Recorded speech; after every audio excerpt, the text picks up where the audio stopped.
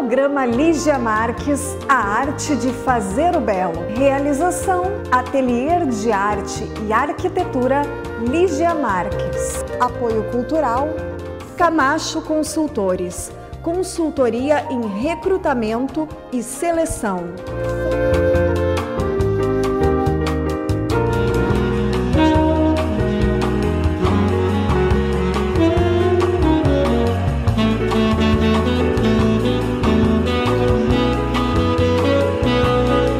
Olá, estamos apresentando mais um programa Lígia Marques, a arte de fazer o belo. Este programa é exibido na TV Santa Maria, canal 19 da NET. Todos os sábados às 20 horas temos um programa inédito. Ele é uma produção da SM Produtora e é uma realização do Ateliê de Arte e Arquitetura Lígia Marques, localizado no Centro Internacional de Arte e Cultura Humanista Recanto Maestro. Hoje estamos com uma convidada, uma cantora lírica, Andiara Mumbach. Vamos recebê-la. Bem-vinda ao programa, Andiara. Olá! Obrigada, Lígia, pelo convite. Um prazer te receber. É uma satisfação poder estar aqui participando do teu programa e compartilhando um pouquinho da minha arte, da minha história. Isso mesmo. Muito obrigada por ter aceitado o convite. Já faz mais ou menos um ano que a gente está esperando. Exatamente. Né? Uns 10 meses, né? Mas devido à distância também, a Andiara está morando em Porto Alegre agora, então vamos conseguir conhecer um pouco da arte dela e principalmente começando por esse detalhe, essa questão do canto lírico, né? Já que é uma cantora lírica. O que é o canto lírico, Andiara? Por que ele tem esse nome? Fala um pouco para nós. Bom, o canto lírico é uma estética vocal, uma estética de emissão vocal que a gente usa para executar, né? Executar vocalmente a música de concerto. Então, o canto lírico ele difere, dentre outras coisas do canto popular, porque a gente não usa microfone. Então, o nosso corpo é a nossa caixa de ressonância, é o nosso amplificador. Por isso que a gente não canta numa região assim, como a gente fala, a gente canta num lugar mais alto, que daí a gente usa todo o nosso corpo. Boa. Isso! A gente usa todo o nosso corpo como se a gente fosse uma árvore, né? Cujas raízes estão na respiração e cujos galhos estão aqui. Então, o nosso suporte para tudo isso é a respiração.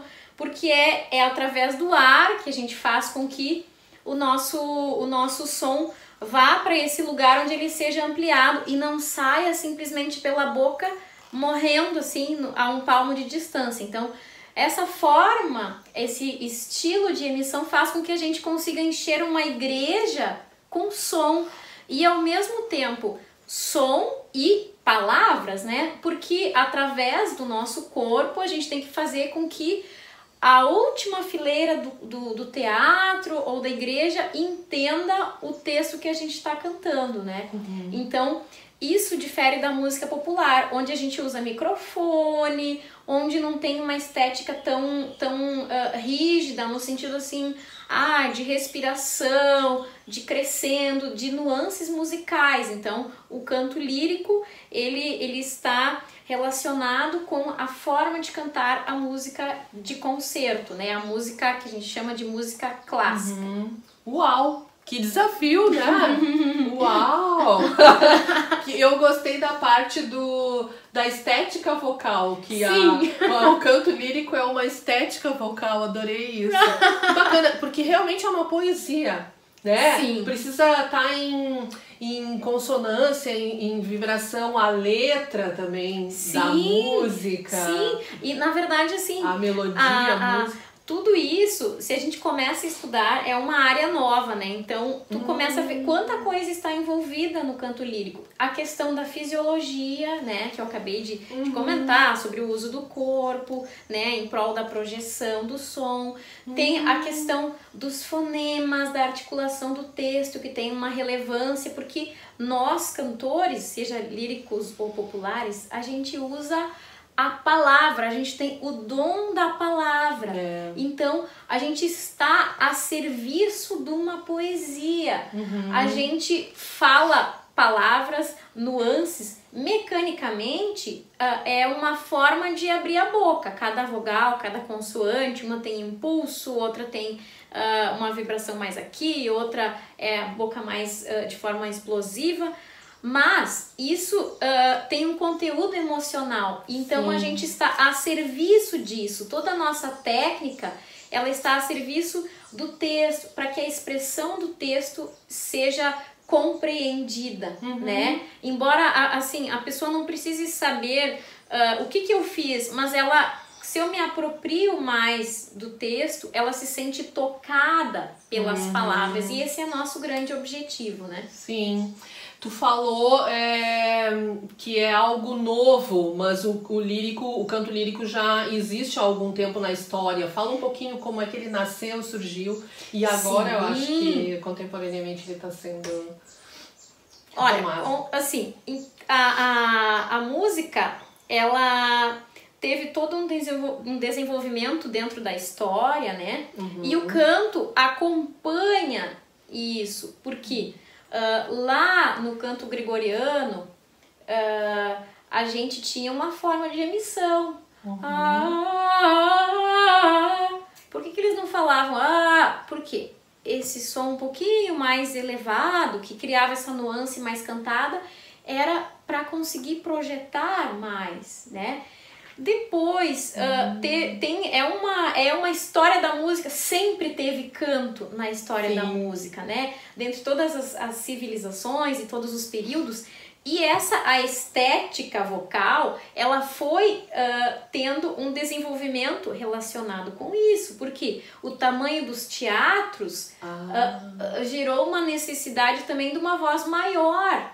Lá na Renascença, havia um estilo de música, muita música polifônica, vozes com bastante imitação.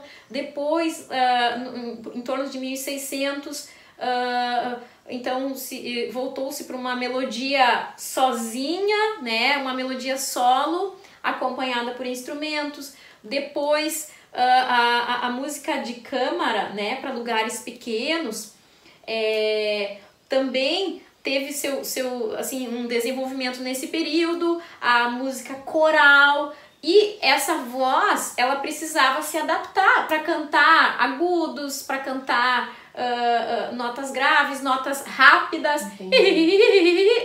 Assim, na voz da fala, eu não consigo fazer com essa agilidade, então precisa dessa adaptação, né, para executar aquilo que os compositores escreviam dentro de cada período. E, além disso, tem outra coisa do canto, que é a questão da mulher que não podia falar na igreja, não podia cantar. Então, tinha as vozes de meninos, as vozes dos castrados. Então, a história do canto, ela é gigantesca. Que legal, né? Que linda, né? E aí, tinha a música sacra, a música mais do povo, né? A música popular também, e a música de ópera, né? Que surgiu em torno de 1600. E aí, então, todo esse desenvolvimento do canto, os tratados, os pesquisadores, tinha estilos de cantar, fazer os ornamentos na voz. Então, tem muitos tratados lá de trás que já trazem coisas de fisiologia, e isso foi sendo desenvolvido. Quando a gente chegou no período romântico, os teatros maiores, a orquestra, o tamanho dos acompanhamentos cresceu, né? Então precisava de uma voz maior, não aquela voz delicada e ágil do período barroco, onde tinha poucos instrumentos. Então é um outro tipo de voz que a gente usa para cantar coisas do período romântico, por exemplo.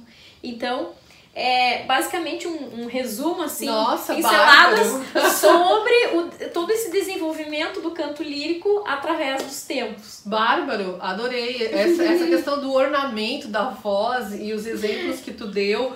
Por exemplo, tu consegue dar um exemplo, assim, de como é que então tu estuda, tu coloca a tua voz alto, maior?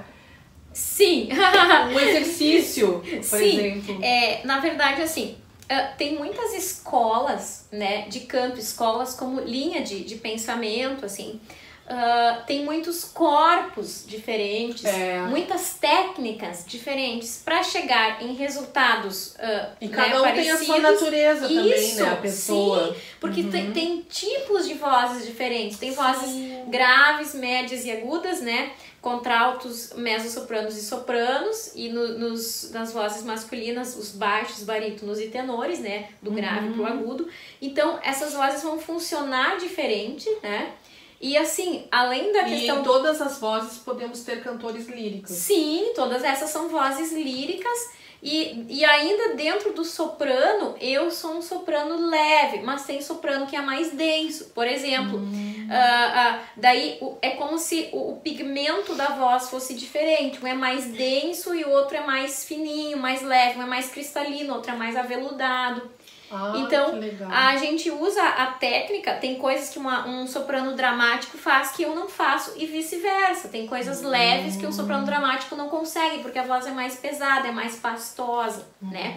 Então, tem muitas formas de se trabalhar a voz, mas basicamente é que a gente não cante fazendo força aqui. A ideia é que a gente traga o som para uma voz mais colocada em cima, através de um espaço mais alto, onde acesse as ressonâncias, né, que faz com que o som se projete, né. Então a gente articula, mas não fazendo movimentos duros. Aqui simplesmente cai, relaxa, a gente inspira e prepara, e na hora de cantar a gente solta o ar de forma, né, gerenciada, né? A gente tem frases maiores, onde precisa de mais suporte, a gente precisa de notas agudas, onde precisa de mais espaço interno, a gente precisa notas mais graves, onde também precisa de sustentação. Então é um processo de construção. Sim. E a gente vai ganhando ferramentas, vai descobrindo coisas no nosso corpo que a gente nem sabia que existia. Ai, que bacana!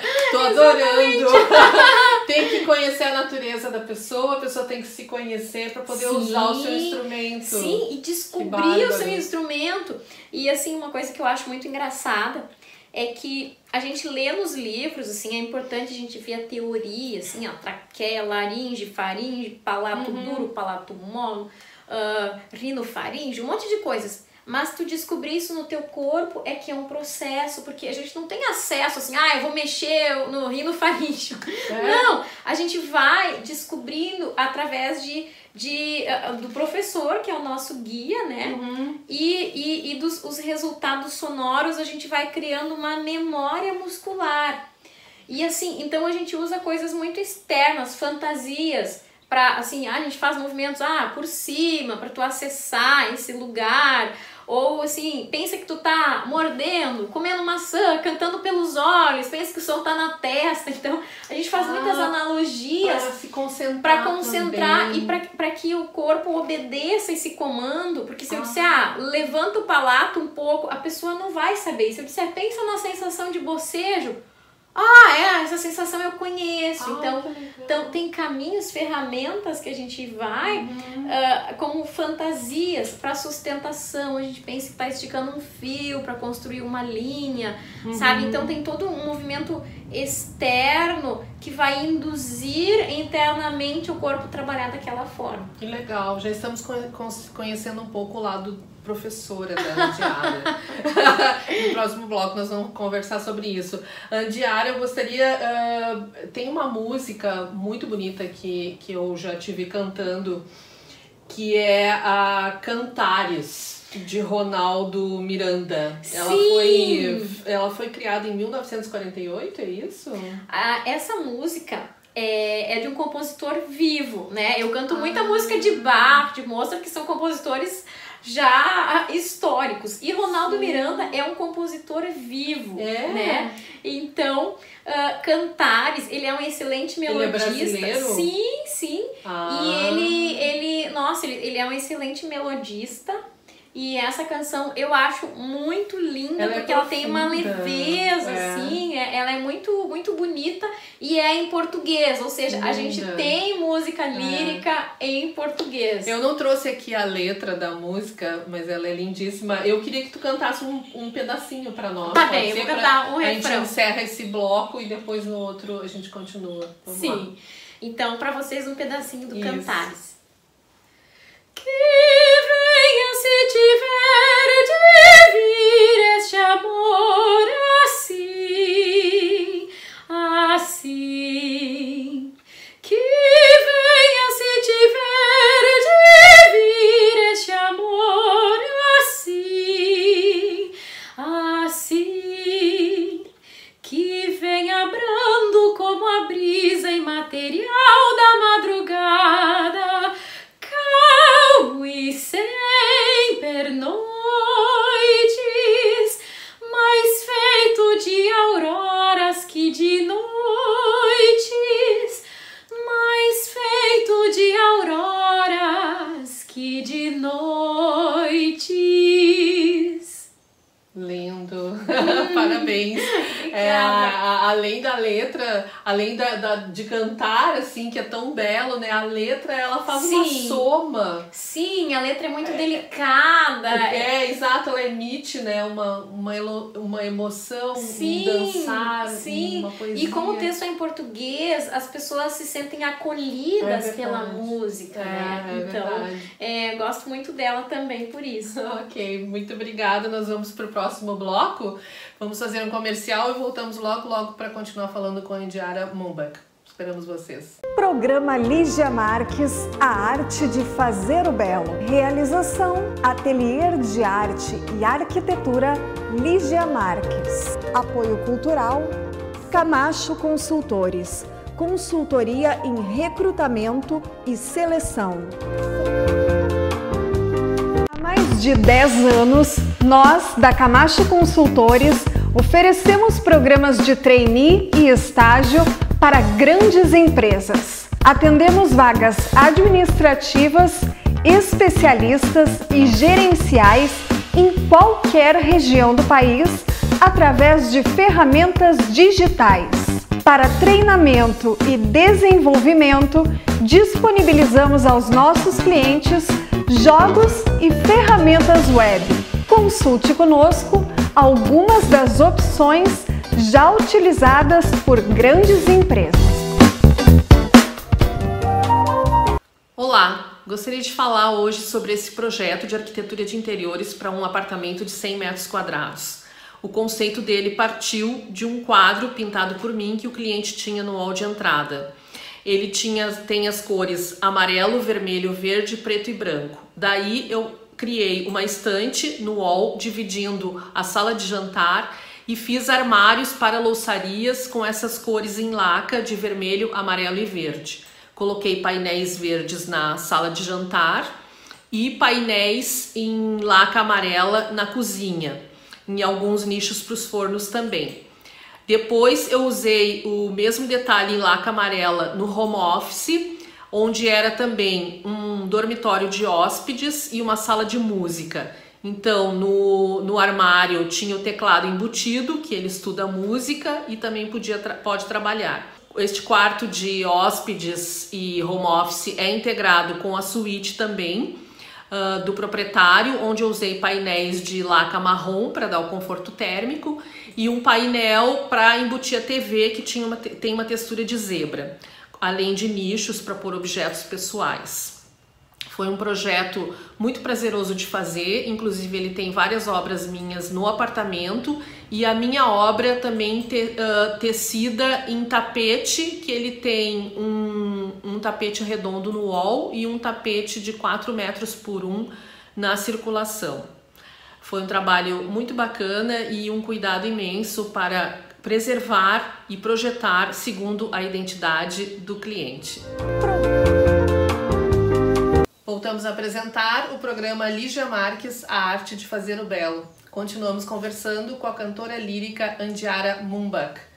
Andiara, como é que tem sido as tuas apresentações musicais agora nesses últimos meses, né? Com o afastamento social, as aulas, conta pra nós como é que tá a tua atividade. Bom, que susto, né? Que ano, que susto. Porque assim, normalmente eu dou muitas aulas, né? Eu fiz a minha graduação aqui em Santa Maria, né? Na universidade, onde eu ingressei na licenciatura e depois eu conheci o canto lírico e, né, mudei pro bacharelado em canto. Em 2011 eu fui para Porto Alegre, então lá eu construí, digamos assim, minha vida. Estou construindo. Eu cheguei lá, eu não tinha muitos contatos assim, então tu nasceu onde? Eu nasci em Cerro Largo. Ah, tá, em Cerro Largo e veio para Santa Maria estudar. Vim para Santa Maria estudar, depois eu fui para Porto Alegre, né? E aí lá eu cantei em coros, eu mandei e-mail assim, né, com currículo para escolas, para igrejas, e aos pouquinhos eu fui conquistando um espaço. Então hoje eu participo de projetos. Eu tenho duo com violão, tenho um duo com alaudista, participo de alguns projetos, alguns grupos, assim, como solista e como cantora de coro também. E dou muitas aulas. Então, normalmente, assim, a gente vai tentando e fazendo e pensando para ver projetos, espaços e recitais, né? E nesse ano, assim, acabou com os nossos planos originais, né? Então, logo no início da pandemia, eu pensei, eu vou experimentar a aula online e, assim, fui me adaptando, né? Então, eu tenho dado bastante aula online, é uma outra dinâmica, mas funciona, né? Funciona, então... Também é uma possibilidade, assim, mesmo depois de continuar, assim, o aluno vai viajar, eu vou viajar, a gente consegue, né, trabalhar. Não né? precisa interromper a aula, Exatamente, né? exatamente. Mas, assim, os concertos, eu tinha concertos marcados, então eles foram cancelados. Mas eu cantei numa live da OSPA, canto e piano, foi uma sensação muito estranha, sem público, é uma sensação muito estranha, tu termina... Tu não tem o calor, assim, né? Aquela energia, foi uma coisa estranha. Isso foi em maio. E eu fiz uma outra live com Cravo no Instituto Ling, também em Porto Alegre. Então, realmente é muito estranho. Tu tem uma equipe ali gravando, filmando... Tu tá num cenário, tu não tá com o calor do público. Mas tá acontecendo a live para muitas pessoas, e na verdade, né? Só que ali no momento onde tu tá... E por exemplo, assim, minha mãe, ela nunca tá em Porto Alegre pra me assistir, mas nas lives ela via pessoas de vários lugares, então é um alcance muito diferente, né? É verdade, tem os prós e os contras. E assim, eu aproveitei pra estudar, porque a vida tem que continuar. Tem que continuar, é verdade. Tem que continuar, a motivação pro estudo tem que continuar, né? A disciplina pro estudo, essa energia que nos move diariamente tem que continuar. Então a gente, eu estudei idiomas, estudei repertório, cuidei das plantas, aprendi coisas novas, assisti palestras e assim a gente vai indo, né? Então, na verdade, tu foi pra Porto Alegre em função profissional, assim, para o desenvolvimento da carreira. Porque precisava de um centro maior, né? Então, porque Porto Alegre pra Rio, São Paulo, né? É verdade. E como é que foi a tua relação na infância com o canto? Tu já tinha essa perspectiva de canto lírico ou não? Como é que... Na verdade, assim, eu canto desde pequena, só que, assim, eram outros tempos. Não faz tanto tempo, mas eram outros tempos. Então, onde eu morava no interior, no campo. Então, não era a era do celular. Então... eu mal tinha TV em casa, então o meu acesso à informação é muito diferente de quem mora hoje lá, né? Hoje em dia as crianças lá clicam no YouTube e tem milhões de concertos, de informações, e na época não. E eu aprendia músicas por fita cassete, eu cantava popular, né? Cantava na igreja, nos festivais da comunidade. Desde que idade? Desde os 7 anos. E aí eu dizia que eu queria ser cantora, mas na verdade, a princípio, cantora popular. Eu não fazia ideia do que era música de concerto, canto lírico, barro, nada. E aí... eu tinha primos que estudavam na UFSM e eles diziam, tem faculdade de música, tem faculdade de canto. E aí, na época perto do vestibular, eu tava decidida a fazer, sem saber o que eu ia estudar, né? Então, eu acho uma coisa incrível, quando é pra ser, as coisas se encaminham assim, né? Porque realmente eu entrei bem crua na licenciatura, assim, eu não conhecia nada. Então, foi a minha alfabetização musical na faculdade. Né? Mas eu consegui fazer o teste para licenciatura, tinha que cantar, tocar música assim, no violão, no teclado, eu consegui passar. Mas foi na faculdade que eu tive assim, minha alfabetização teórica, de conhecer estilos, de conhecer a música de concerto, conhecer a teoria musical, solfejo. E aí eu fiquei na licenciatura 4 semestres, depois eu transferi para o bacharelado em canto, onde realmente eu me encontrei assim. E hoje, eu canto música popular, as duas coisas elas não tem um abismo entre elas, né? A gente pode cantar, eu tenho muitos alunos que cantam música popular, mas todo esse ensinamento que o canto lírico exige e proporciona, consciência corporal, isso só contribui para um canto mais consciente, saber usar o corpo, né? Então, eu canto popular também, mas eu sou soprano, cantora lírica, eu me dedico especialmente à música barroca e à música de câmara. Olha, que bacana. Não tanto à ópera, né? Mas pelo meu tipo de voz, eu gosto muito da música de Bach, música de Mozart, tem essa linha mais leve, e se encaixa muito bem, veste muito bem no meu estilo de voz. Qual a diferença entre, não sei se tu consegue nos mostrar, o canto para ópera e o canto barroco, por exemplo? Na verdade, assim, no barroco também tem ópera, mas a questão, a música, ela é parecida, mas a ópera tem a questão da cena, é toda uma dramaticidade. É verdade. E na música sacra tem a dramaticidade, mas não tem a cena, o o barroco cenário. mais é do sacro, então. O sacro barroco.